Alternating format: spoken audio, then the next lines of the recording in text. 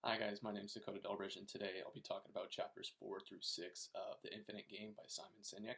So, in chapter 4, we talked about how there's a chief visionary officer with every position in the business. And then we talked about how if we were asked this question in an interview for an intro level position, what outside of the responsibilities outlined for this job, how else can you help this organization? So, providing the answers of a chief visionary officer, they are pretty much the holder, communicator, and protector of the vision of the company.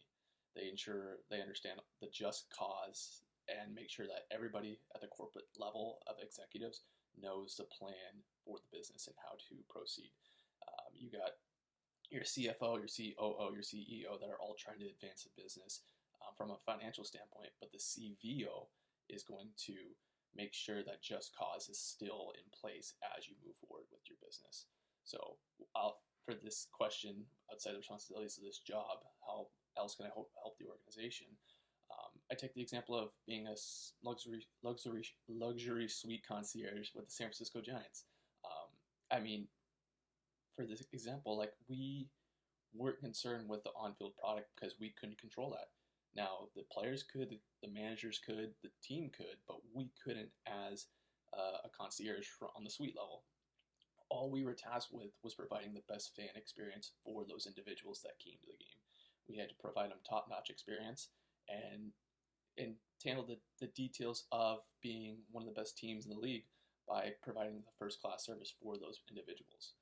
So we couldn't control the on-field product. We were mainly concerned with the just cause of working for the people and putting the people first because we couldn't control the game. And that's plain as fact. So to answer your question, I would not concern myself with being the best salesman to a customer, but by being the best employee for the customer and fulfill the employer's cause for being established. That is because people of an organization can take a business farther than any product or resource could. And then chapter 5, he presents us with this statement. The responsibility of a business is to use its will and resources to advance a cause greater than itself, protect the will and places in which it operates and generates more resources so that it can continue doing all those things for as long as possible. An organization can do whatever it likes to build its business so long as it's responsible for the consequences of its actions. He goes in to say if you were presented with this case and in an interview and they ask you the probing question of, I want your honest opinion. How do you challenge or support my opinion regarding the business? I mean, essentially, I would agree to the most part. I would disagree in the fact that instead of will, I would protect the people, but I guess that's kind of symmetrical with the responsibilities of will and people in the business. In order to increase the infinite value of your economy, all businesses need to have the same three pillars of advancing the purpose. So they have to protect the people and then generate a profit in that specific order. I would support the statement, one, because people need a sense of belonging, need to find meaning in their lives, so they may find value in their work.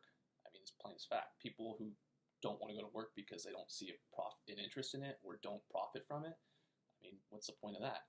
Two, people that work for your company, they want to feel protected. Nobody wants to come to work and feel unprotected about their job or their life. I mean, you don't want people scared all the time going into the office. And then three, the very last pillar, you obviously have to generate money, but it shouldn't be your main priority. You need to put the people in your organization first before you can focus on the money. And then once you do earn that money, you have to reinvest it into the people and into their protection to ensure that they're going to work for you and go to bat for you every day of the week. So that was chapter 5. Chapter 6, it explains the difference between will and resources. So will is intangible. It's hard to measure and it's more costly to obtain and retain. Yet it presents the sum of all human elements that contribute to the health of the organization. I mean, for example, Sinek's example of Noah the barista, loving his job at the Four Seasons because his managers offered assistance whenever, wherever he needed it, and like actually cared for his existence, compared to his other hotel job where they were just like, all right, you got to do this, this, and this. We'll see you in a couple hours. Make sure you get this work done. Don't have any issues, kind of thing. So it created a will for him to continually add to the Four Seasons when people were checking up on him and actually asking about his life, showing him an interest in him, so therefore he can show an interest in the company. The will encompasses morale, commitment, a desire to engage, Infinite-minded leaders follow the will of their people as they're willing to invest in them, and the more difficult decisions for an entire company to struggle rather than cut a few to survive is pretty prominent. With will in infinite-minded leaders, they use an example where a Tupperware company was going out of business and they decided to have it affect all the employees, even the corporate level ones, instead of just a few, and cut those off, because they're all in it together. I mean, they could just cut a couple people, lay them off or fire them just because of the economy. But if they decide to take it as a whole, everybody is in it together. And the theory behind Sinek's book or chapter is it's going to unite everybody together and make them stronger. So resources are tangible, they're easy to measure and easier to obtain, but they're limited. They can be seen in revenues, profit, cash flow, venture capital, and it comes from customers or investors. Resources represent the financial metrics of the health of or organization, the health of the organization. It usually follows a finite mindset. Resource leaders tend to see the people as another expense. They'll be cutthroat at any opportunity to increase their profits, especially when the economy is not doing well. Chapter 6 also talks about using an example of how you willed your way to a positive outcome. So I'll use an example of my internship with American Custom Meats. I was an HR and marketing intern, and what happened was during a 2-week period, we got hit with a major COVID spike. Everybody in our front office was out, accounts payable was out, human resources manager was out, and the front office staff was out, as I mentioned. And during those 2 weeks, me and the HR generalist had to take on all those roles. So we were doing our roles as an HR generalist and HR intern and marketing intern for me, as well as HR manager, accounts payable, and front office staff, including all the COVID safety precautions. So we had to do with temp checks and ensuring everybody was safe at work. And if anybody was feeling sick, we had to do the necessary protocols of sending them home and getting them out of the office just in case anything happened. So we willed by, taking what we had and trying to produce a positive outcome by just going through daily day tasks and then having to push off our own lunches or even skip our lunches and breaks just to get the work done. And obviously, the HR generalist was appreciative of me for doing so. And I always say this about my internship. At the point of that time when everything hit, I was thrown to the wolves in a good way. It's kind of weird to explain, but I was forced to learn as much as I could in that time frame because the company needed it and the business needed it.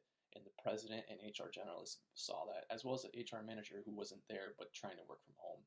They knew that I was helping them and willing my way to a positive day to get work done and to make sure the tasks were being completed on time and in a necessary fashion.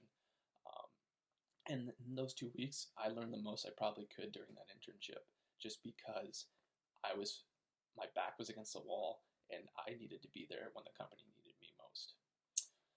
One quote from chapters 4 through 6 that resonated with me, I'll read for you right here.